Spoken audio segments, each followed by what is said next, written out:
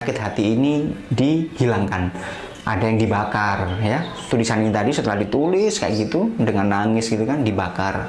Ada juga yang disobek-sobek gitu ya. Teknik penyembuhan tadi dan bisa dipraktekkan oleh Anda, maka setelah direpetisi Anda dapat yang namanya cerita sukses A, cerita sukses B berulang kali sampai benar-benar Anda yakin berarti teknik ini bisa dilakukan.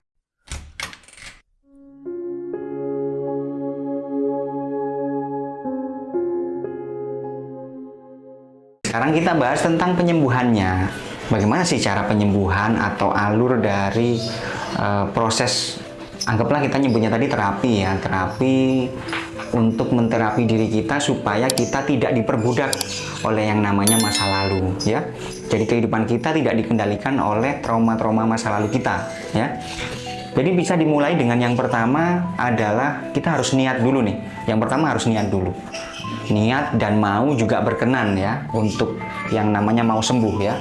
Apalagi kalau yang sudah punya keyakinan atau punya agama ya, kita berdoa, kita minta pada Allah, kita minta pada Tuhan kita supaya kita dikuatkan, diberikan jalan, diberikan kelancaran untuk penyembuhan diri kita supaya kita tidak terdampak dari emosi di masa lalu.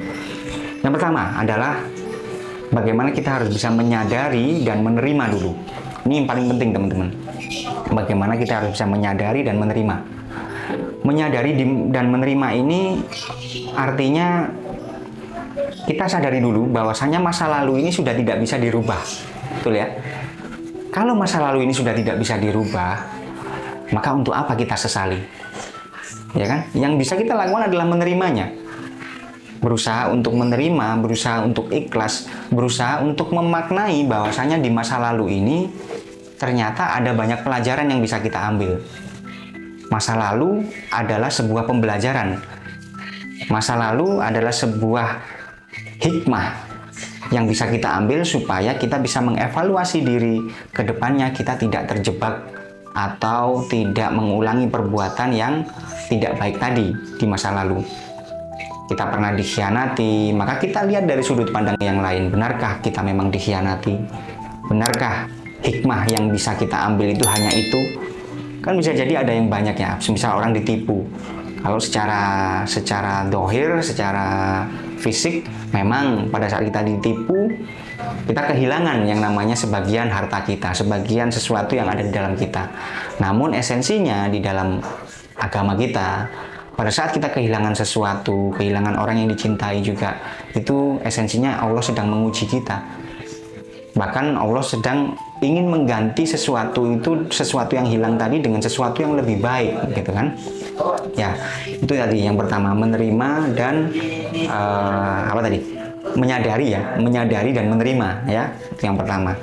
Yang kedua adalah cobalah cari bantuan profesional. Artinya bantuan profesional ini jika teman-teman mungkin tidak bisa yang namanya melepaskan emosi tersebut, kemudian masih merasa terjebak dalam emosi tersebut dan merasa ya memang kesulitan ya, intinya mungkin sudah bertahun-tahun mengendap di dalam hati, mengendap di dalam pikiran bawah sadar kita, kemudian kita untuk melepaskannya ini butuh seorang terapis ya, seorang profesional atau konsultan gitu mungkin, untuk bisa membantu kita melepaskan emosi ini tadi.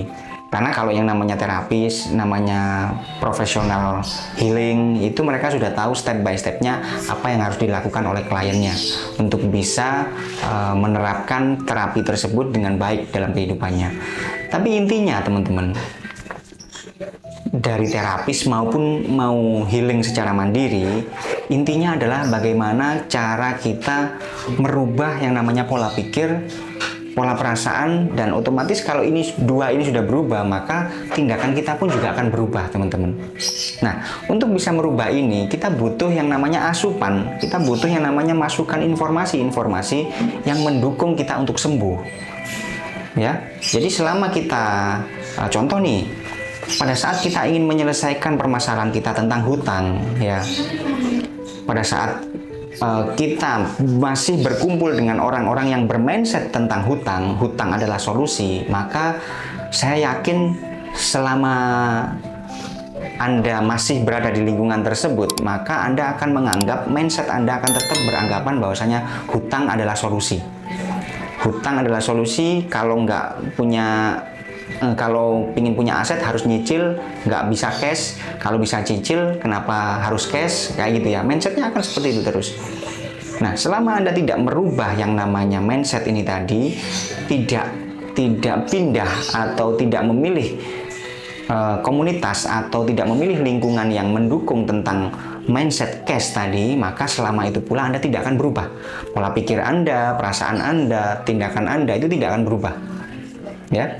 Nah, makanya kalau bagi teman-teman yang ingin mandiri untuk memperbaiki diri, maka berkumpullah dengan orang-orang yang sesuai dengan apa yang goal Anda harapkan.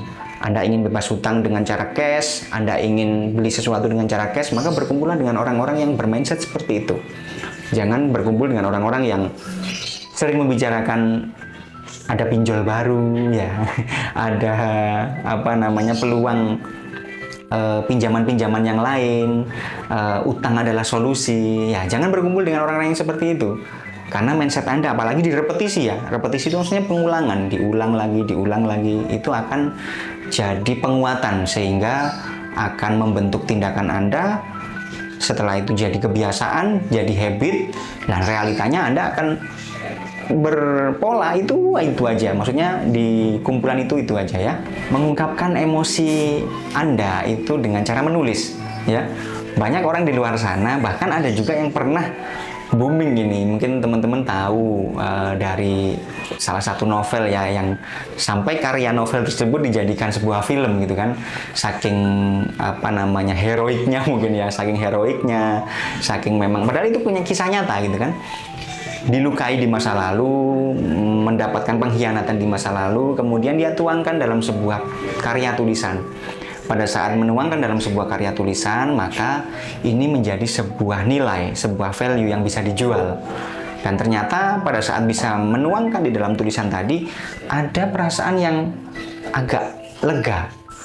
Dan menganggap dirinya ini ternyata bukanlah korban, tapi ternyata dia adalah pejuang.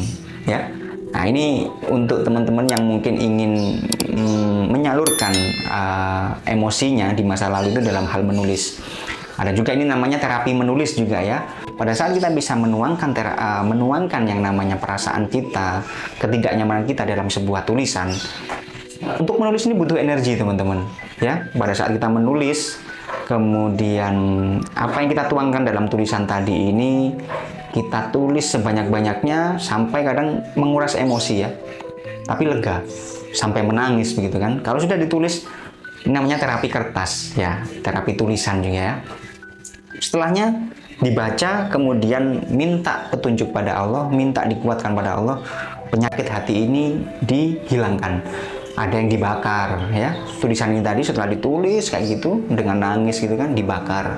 Ada juga yang disobek-sobek gitu ya, disobek-sobek dengan penuh energi gitu kan, itu namanya terapi kertas ya. Dan memang ada kelegaan di sana, teman-teman bisa coba nih ya, nanti terapi kertas namanya ya. Kemudian yang keempat adalah dukungan sosial. Nah, dukungan sosial ini adalah bagaimana kita bisa bergabung dengan yang tadi saya sebutkan, kelompok-kelompok atau lingkungan yang mendukung untuk goal Anda. Maksudnya pada saat Anda mendengarkan seseorang ini menceritakan suatu hal yang ternyata dia bisa mencapai goal tersebut. Misal tadi kita bahasnya tentang utang ya. Orang tersebut tanpa pinjam ke yang lain, tanpa gali lubang tutup lubang, dia bisa melunasi hutangnya. Maka dari situ kita bisa menyimpulkan bahwasanya ternyata ada orang yang bisa menerapkan konsep ini. Sehingga kalau ada orang yang bisa, Anda pun juga pasti bisa. Semakin Anda melihat kesuksesan orang yang mempraktekkan teknik penyembuhan tadi dan bisa dipraktekkan oleh Anda, maka setelah direpetisi, Anda dapat yang namanya cerita sukses A, cerita sukses B, berulang kali sampai benar-benar Anda yakin berarti teknik ini bisa dilakukan. Maka Anda akan punya pola pikir, pola tindakan, dan pola perasaan yang akhirnya merubah kebiasaan Anda.